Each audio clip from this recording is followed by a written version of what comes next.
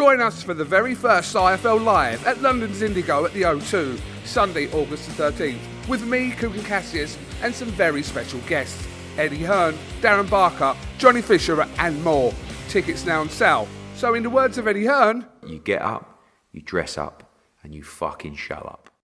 This is Umar Ahmed for IFLTV, proudly sponsored by Everlast. Well, it's very clear that Cameron Vuong's a Newcastle fan. I didn't actually know that about yourself. I didn't really want to ask you whether you're Newcastle or Sunderland, just in case I got the wrong one. But it's very clear now.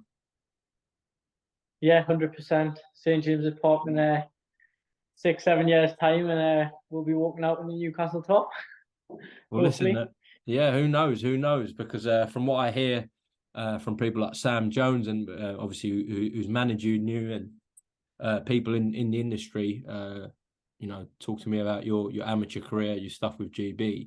People are predicting that you go all the way, Cameron. Yeah, 100%, mate. That's the plan. I wouldn't be in it if I didn't think I could go all the way. I've got all the right backing, the right management, the best promoter in the world, and I'm just ready to get started now and show the boxing world what I'm all about. For those who aren't aware watching this about sort of your amateur pedigree, just quickly run me through it if you can, please, Cameron. Yeah, 4 national finals, senior ABA champion, Tri-Nation champion.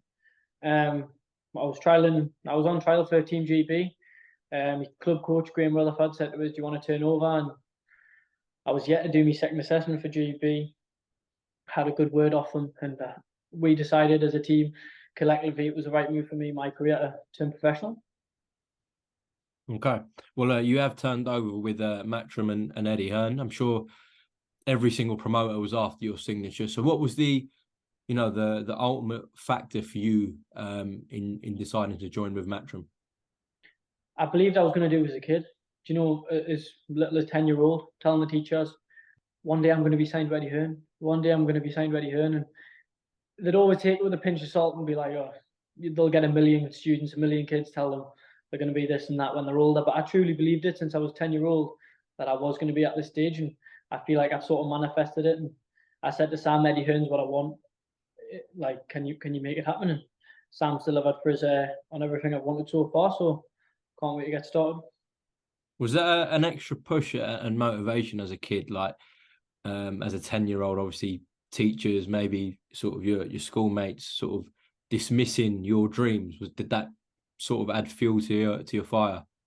100%.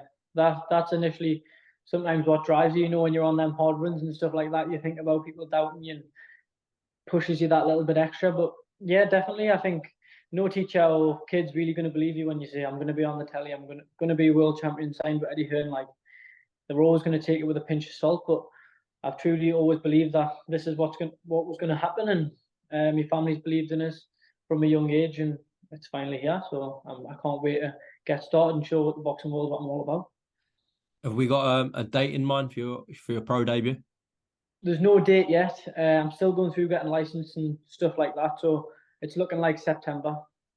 Although I would have loved to get on that Joshua Didn'Y card. I've just seen it's been announced there. It would have been nice to get on that, but we're looking at September. Yeah, I bet you would have. But yeah, I guess it's a bit of a squeeze now to get that in for August. Yeah. Like I said, I'm ready to go now, to be honest with you. I'm in camp now, just making little adjustments and little things like hand placement, stuff like that, just turning over to the professional ranks. Like, can't just rely on the things you relied on in the amateurs. And I'm a sponge. I like to soak it up and learn everything I can off the lads in the gym.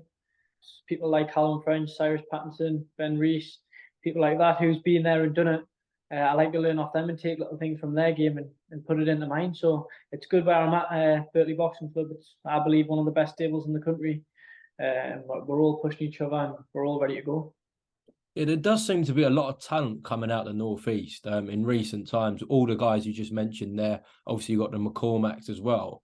Yeah. What do you think's inspired that? Because it has been quite a recent surge. To be honest with you, it was quite dry for a while, I think, until Lewis Ritson came along and he started it all.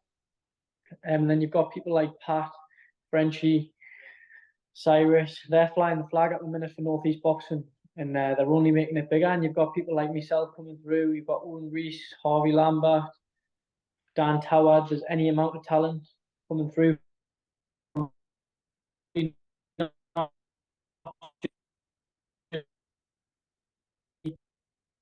Five seconds. So I'm seeing that Burley score. Sorry, you just cut there, Cam. Hopefully I got you back. Can you hear me? You back there, Cam? Just I cut lost for a you bit. there. No, that's all right. Yeah. I got most of that about the northeast, etc. But yeah, I mean, because there's so many talented fighters, a lot of them are signed with Matchroom out the northeast as well.